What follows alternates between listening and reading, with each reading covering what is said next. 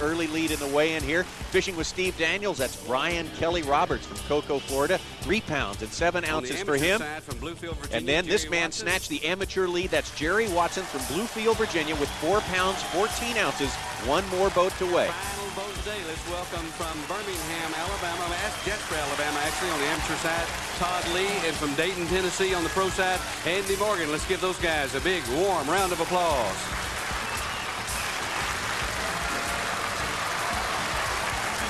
Todd, before you get your fish out there, what we're going to do, let's turn around and watch the screen right here. We'll watch Todd Lee in action today with just minutes to go.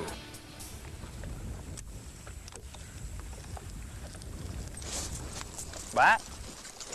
Good God. Come on. Hey.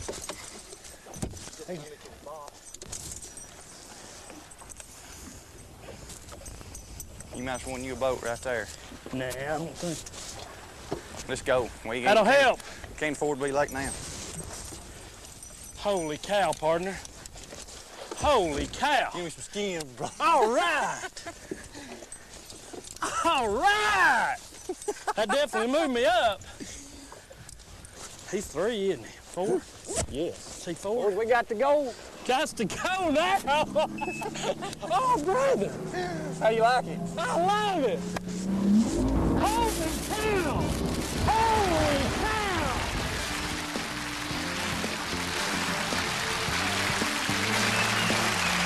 £4 pounds and 14 ounces unofficially is their lead right now. Todd, step on up here. We're going to weigh yours first. But just before you stick them on there, Todd, just real quickly here, how much time did you have left when you caught that fish? Had like 22 minutes left, and he said it was a 20-minute boat ride, and made one cast in there. And I told the guys while ago on the telephone, you know, I'm just chunking, hoping for one good bite, and I was just very fortunate to get it.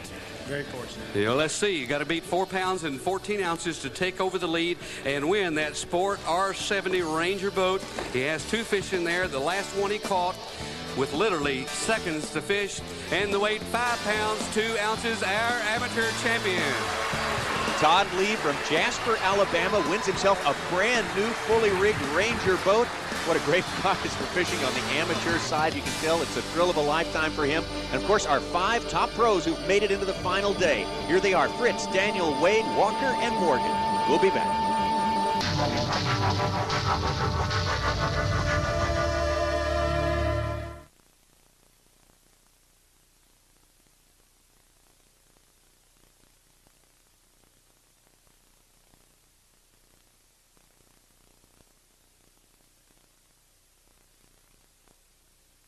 Back in 1978, I bought a new Ranger boat with Johnson 115, and I thought that was, you know, the end of the world right there. It was awesome. But nowadays, if I had to get in a 115, I'd probably think I was paddling. With these new 150s, it's really changed our sport. It's enabled us to be more mobile on these big lakes, to get from one end to the other and get there in a hurry. I think fuel economy is, you know, the general overall public has got to be one of the biggest demands, and this motor by far surpasses everybody's expectations. When we started looking into fuel injection systems, one of our primary reasons for looking at them was emissions. Everybody, of course, wants to meet the EPA standards. I knew the EPA sooner or later was going to get on them. And with fuel injection, you're able to control when you put the fuel into the cylinder, how much you put into the cylinder, and you're able to control how much of it's going to be able to escape through the exhaust system. Where's all the smoke at? When you see a carbureted engine start, there's usually a puff of blue smoke. All the engine smoke. You got all your boats, everybody's engine smoking out there all right? No smoke. They've cleaned these up. They're beyond the standards of what they need to be probably 10 years from now. I hit stumps and I fish shallow water, and I take these motors into places where you're not supposed to take them. We abuse them, we really do, but that's our job. I would never have another motor. Well, this is it, championship day of the FLW Tour Championship. Tommy Sanders along with Jerry McInnes, and I'll go through the list of 5 here that we've accumulated, and I want you to give your comments on each one of these guys. The guy that just squeaked in 5th place, Andy Morgan. I'm going to fish up real shallow in this rain this morning. That deep. With a spinnerbait in the drag. He's a flipper. He could do it, man. He didn't get the flip yesterday. Might get to get out there and do some flipping today with changing conditions. Our number 4 finisher, Nelson Walker. We've also seen him in the top 5 at Santee Cooper. That was his home leg, and he couldn't really get it done there. Maybe things will change for him. I've always been a believer that if it's your turn to win, you'll win, no matter what happens. You might lose a couple fish, but if it's your turn, you're going to win it anyway. We got a real hard workman, a guy who's been around, an old warrior, Yes, Jack Wade, in our from number 3 Knoxville, position. Tennessee. The first morning of the tournament, I missed probably the biggest bite I've had since I've been fishing this lake, and it was pouring down the rain then, and I'm comfortable that nobody's caught that fish, and it'd be nice to start off with a 5 or 6 pounder first thing this morning. Steve Daniel, our winner, the second tournament. We know about him. We know all about him. He knows everything about bass fishing. Not playing today. We just survived yesterday. Now we got to try to win. And our number 1 qualifier, David Maybe the Fritz. favorite. Oh, he's been the favorite ever since we got here, and I tell you what, everybody's kind of sticking with him. But, you know, it remains to be seen. There's so many different changing conditions out here. You learn in bass fishing, you have to accept whatever Mother Nature's got to offer. An interesting lake. You know, the water out here up and down, and it plays a major part of whether these guys catch any fish and how they fish. This is the only generating system in this lake that is reversible. Yeah, so they go back and forth. They can push water in the lake and pull it back out. And you know, the fishermen, nobody ever knows exactly what's going to happen.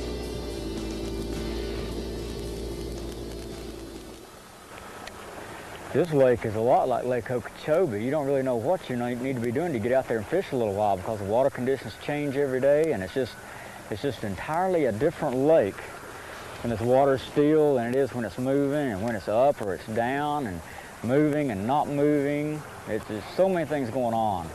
Most of the fish are out there in 15, 20 foot of water on ledges. That's where all the big ones are. That's where all the bait's at. But there's so much bait and the fish are suspended, it's impossible to catch those fish. You have to catch them on some kind of structure, whether it be a ledge like Fritz is fishing right out there or some rocks like this. And the fish that are here are bite. It's not that you got to finesse them to get them, and that's my type of fishing. Cover a lot of water and look for aggressive ones, and it's going to happen today. Got one.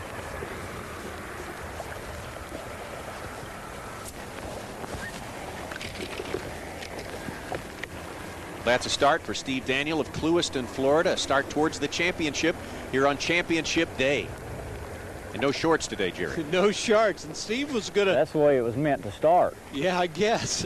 Steve was going to fish several different places. He may be going to stay with the riprap a little longer today. Andy Morgan from Dayton, Tennessee. Fishing the boat docks. Got his spinner bait out this morning. He's been fishing a lot of shallow water and doing really very well. Big one. Was he talking to you, Tom? No, he may be. He's talking to himself right now. I think good. That's the truth. And I have to admit, he handled that pretty well because that was a good fish. You could tell it was, and he just went right back into it. Right back after it. And I think he caught this one without the lure touching the water. The fish actually arranged to meet it halfway. That's a good start for Andy Morgan there. He's got a fish in the box as well. This little flat point that I'm fishing, I think the main thing that's making it good, there's just so much bait here. I mean, there's white bass schooling on top of it, little stripe hybrids. And you know, anywhere you got a lot of bait, you got a pretty good chance of